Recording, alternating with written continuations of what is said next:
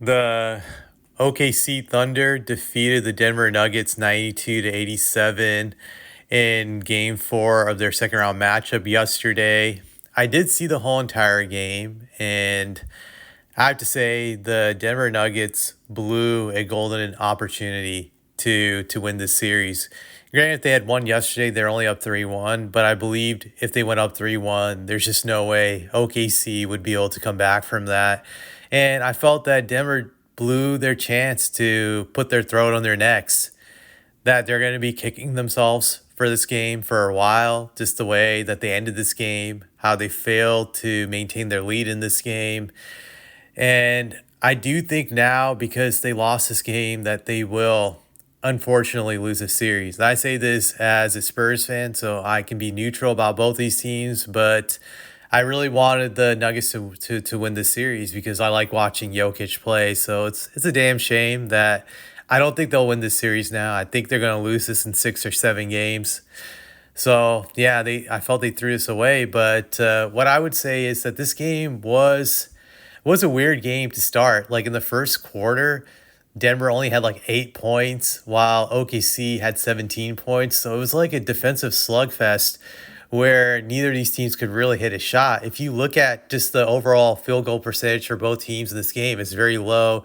For the game, OKC shot 35.6 and Denver shot overall for the game 31.3. So it's a terrible shooting percentages on both teams. And then you go to the 3-point shot, which OKC shot a putrid 24.4%. They shot 10 of 41.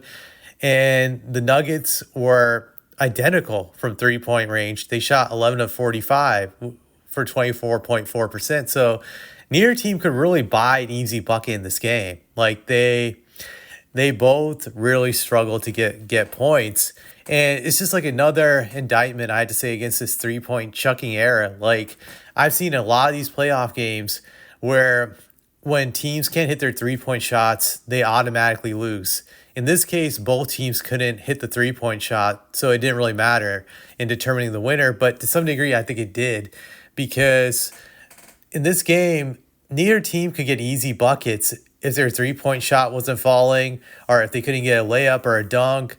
That it was a struggle.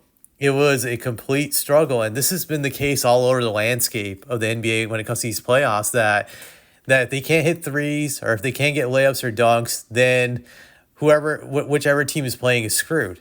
That there's no other alternative to combat that. And I think that really shows how unsophisticated NBA offenses are now, that they can't draw up simple plays to get easy points or even just go to the mid-range. Like that's like a completely lost art now, that if you actually had a team that had a good mid-range shooter, you could cause a lot of damage in this current NBA, because no team really has that now if we're looking at it.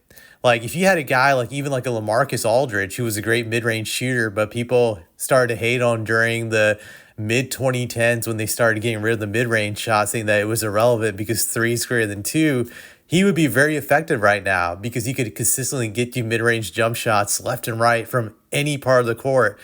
And I think that would be very effective. And back in the day, most NBA players could do that. That if they were a good offensive player, their mid-range shot was always automatic. And now you don't have that. And you're seeing a lot of struggles that if you can't hit the pull-up three, if you can't finish in the paint, well, the team's going to struggle. Granted, if you have a post-up player, then you can get some easy offense, some easy buckets, as we've seen in some of these matches during the playoffs. I remember in game 2 with the Knicks Celtics, Cat was able to get some easy post-ups. And granted, the next game he couldn't, and then, Knicks got clobbered.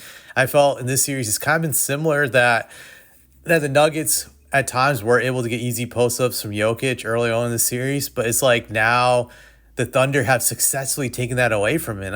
And I'm amazed by that. Jokic is like my favorite player who's not a Spur, since I'm a Spurs fan. And I'm seeing him struggle like I've never seen him struggle before in a series offensively. I thought last year he struggled against the Timberwolves for the first 2 or 3 games, but eventually he figured them out and he started scorching them. Ever since game 1, the Thunder have been like determined to make sure he never dominates them again. and they have succeeded because he's shooting really bad percentages like these last three straight games. Last night he shot 7 of 22 overall from the field. That's not who he is. Like, I'm just going to just calculate that percentage right now to show you how bad that was. 31%. He shot 31% from the field. That's not who he is. He for the regular season, I think Jokic shot like an insane overall field goal percentage, 57.6 for the regular season. So they're taking him out of it. Like, I'm just amazed how they're able to beat him to his spots, and then they're able to rough him up. That they'll have a guy like Jalen Williams, not the all-star Jalen Williams in their team, the other guy, the biracial Jalen Williams that comes off the bench. I've seen his effects on him in the time he guards them off the bench. I'm amazed because, that Jalen Williams is really huge, and he can rough up Jokic a lot. His strength is underrated. How he's able to push him out of his positions, and he's making Jokic fight for these positions. By the time Jokic establishes himself, that he's in a bad spot, and then there's a help defender that can strip him of the ball or trap him into taking a very bad shot. And we've seen this plenty of times. And OKC is just like master trapping him, putting him in bad spots, and they're forcing turnovers on top of that. Like, Jokic had in this game, I believe, well, he only had 2 turnovers this game, which is better than the last game, but it's like they're trapping him. And I just wonder how he's going to combat this, because even the final 4 minutes of the game, like, he was pretty much shut down. He only got like a layup, and that was like assisted by Aaron Gordon. But outside of that, like, he couldn't get any points. Like, he couldn't score. And I've never seen Jokic taken out of a game like that, win or lose, but they're doing it right now. There was one moment I felt he did choke in this game also when he missed free throws in a crucial stretch. I think if he had made them, the lead would have been cut down to 2 and made the game potentially winnable, but he bricked both of them. And that's another thing I've kind of found kind of shocking in the series, how many misses Jokic has had from the line from the free throw stripe.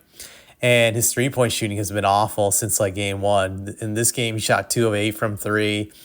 So I think this will be an indictment against Jokic's legacy if they lose this series, because if he had stepped up in this game offensively, the Nuggets would have won. They would have won, and we gotta be fair, because if it was any other player who put up his bad shooting numbers in this game, they would be criticized heavily by the media. If this was LeBron, everybody would have come after him. So we just gotta be fair about it. Like, Jokic choked in this game. He struggled bigly, as they would say. Just, he has to find a way. He has to find a way to overcome OKC's great defense and their strategy, because if he doesn't figure it out, they're gonna lose the series to the Nuggets. And I would say SGA in the series has not really been dominant either, but he's been fortunate in the sense that his team has been able to carry him in important stretches to cover up for even him being inefficient. In this game he shot 8 of 19, and let me just see what percentage is that. 8 of 19, 42% from the field. So he's been shooting a lot lower for the series overall field goal percentages during the regular season. This is like an ugly series for both MVP candidates, the top 2 guys. None of them is really establishing themselves as clearly better than the other. That's why I think no one can be angry whoever gets the MVP, because neither of them are just like proving it that they're so much better than the other from what I've seen in this series. But like I said, I feel Nuggets lost the series by losing this game, and I think OKC is just going to win the series. The question is, like, in how many games will it be 6 or will it be 7? And that's all I have to say about this.